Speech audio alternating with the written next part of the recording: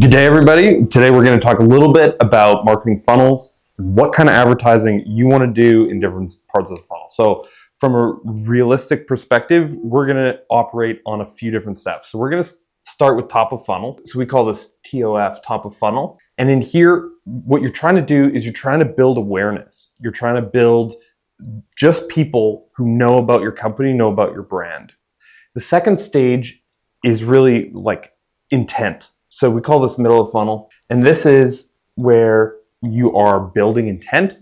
You want people who already know who your company is, and now you're letting them know a little bit more, building in that intent. So this might be someone coming to your website. This might be someone who's responded to some of the communications you sent out. This might be a lead.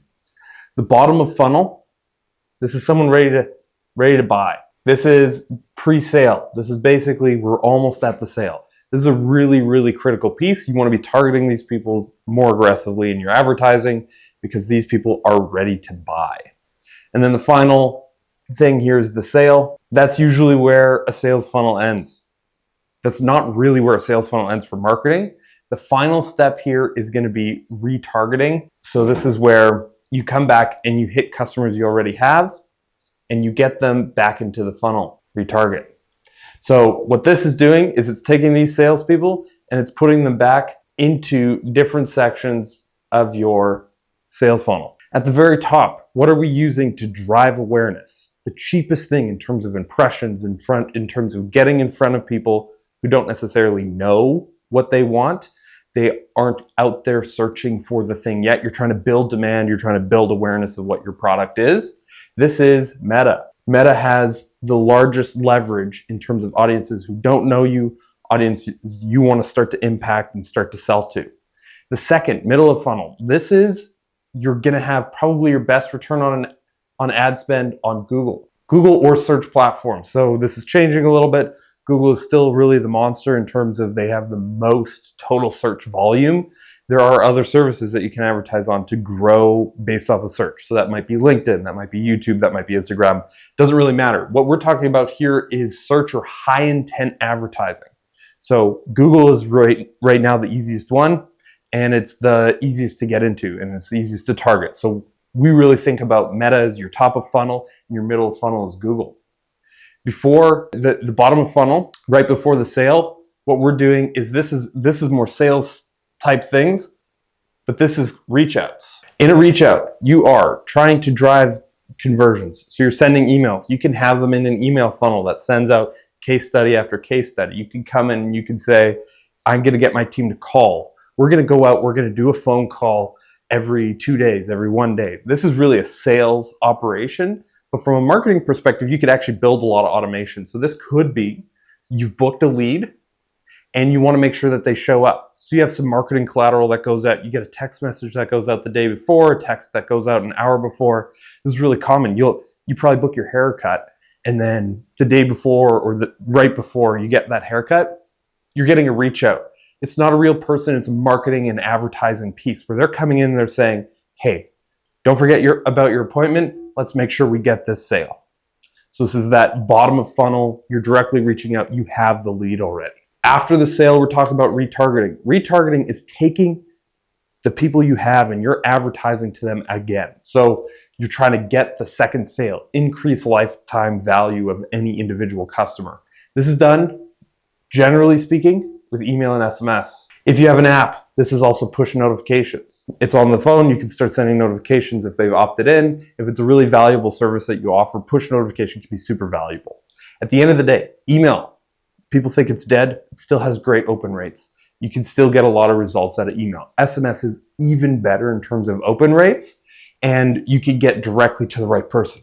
People are less likely to give you their SMS number, so email is the default. SMS is second, and push notification is kind of unique to those people who have an app or have a way to send that push notification directly to your device. So this gives you a little bit of an idea. Top of funnel, what are you doing? You're trying to build awareness. Middle of funnel, what are you doing? You're trying to take people who have intent and turn them into customers, into leads. Bottom of funnel, you are taking those leads and you are making sure they show up to that sales call, making sure they show up to that sales event. And that retargeting piece, you can come back in and say, I want my current customers to come back again. Let's take an example of this to kind of walk through what this would look like. Let's take an example of a hairdresser. You come in at the top. What does the top of funnel look like? You're on Facebook.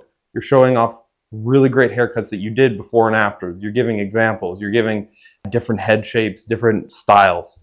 So you're showing a little bit of that, probably in a video content because your content does really well, or maybe a carousel where you could show off a bunch of different options. Middle of funnel would be Google. So now you're on Google. They're looking for a hairdresser.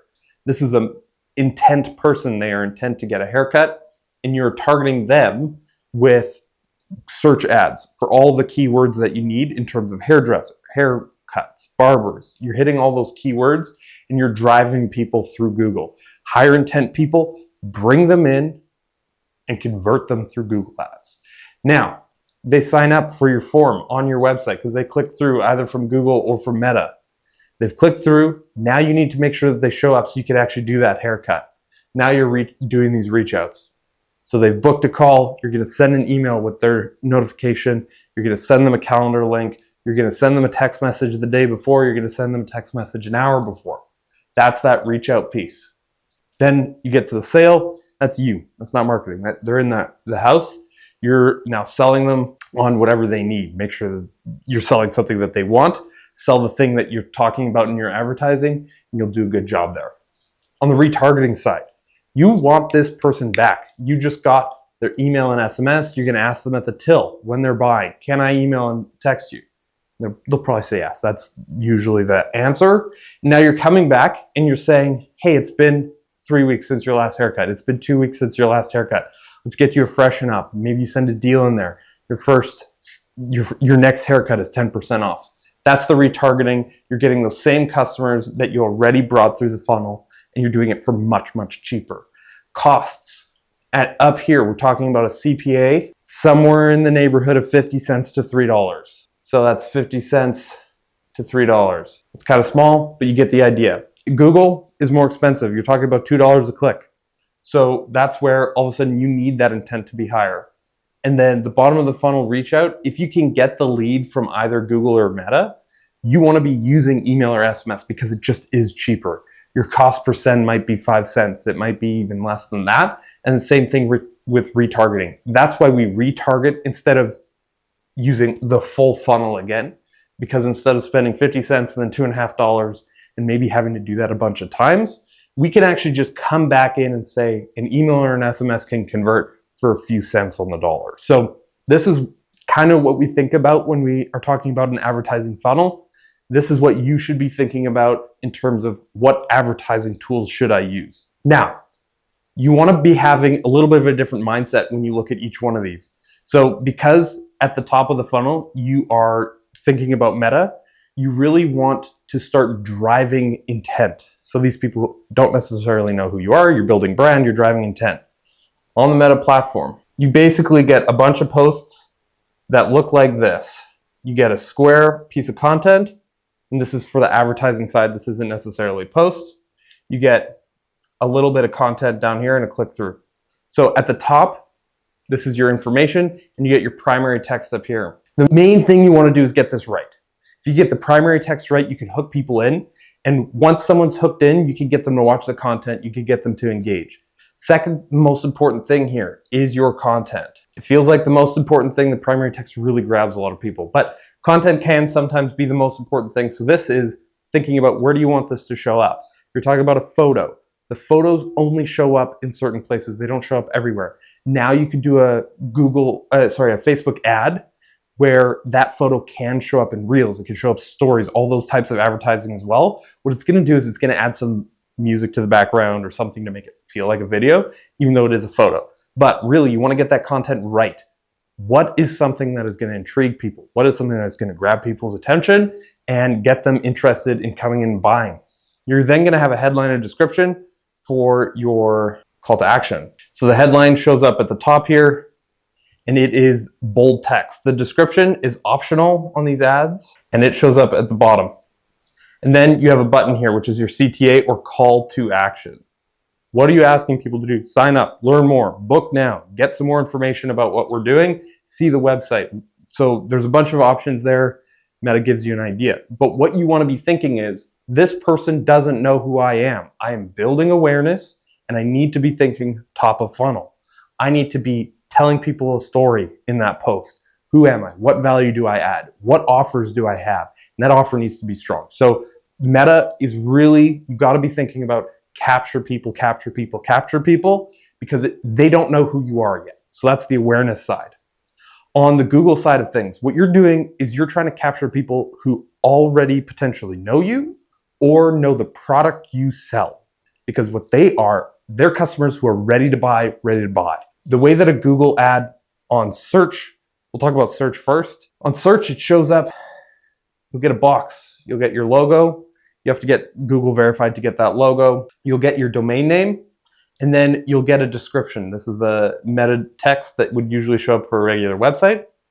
There's a couple of other options Google's given us.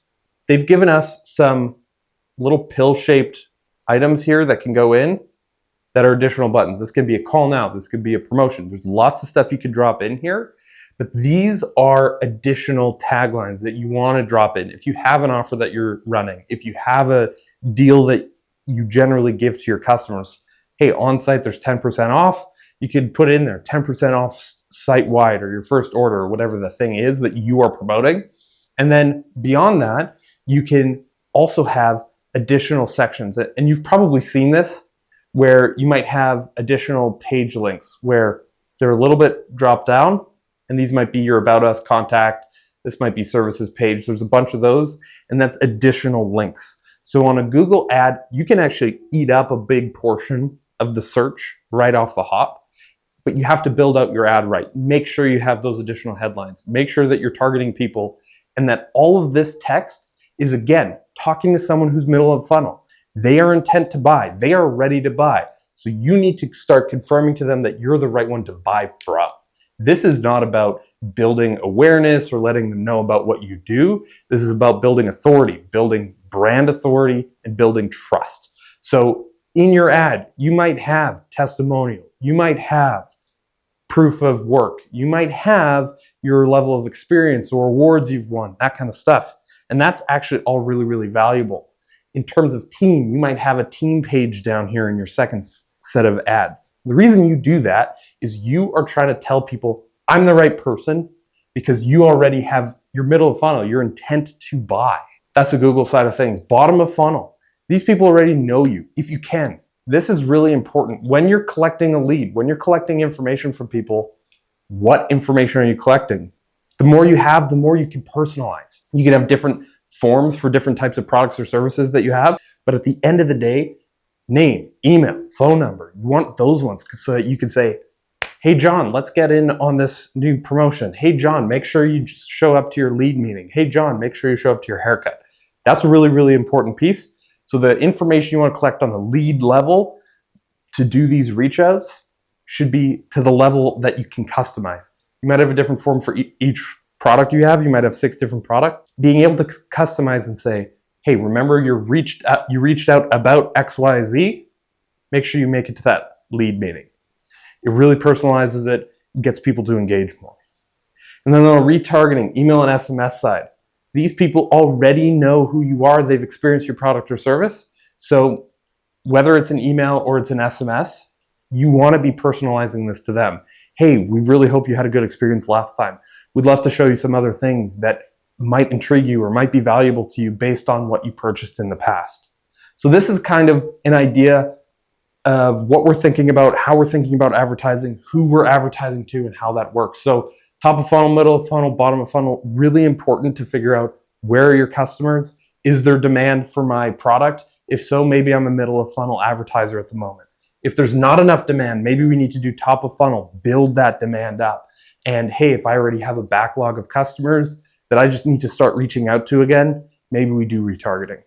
So that's kind of a little bit of the idea of what we think about in a marketing funnel. Let us know what you think. Give us a call if you need help with any of this, and we'd love to help.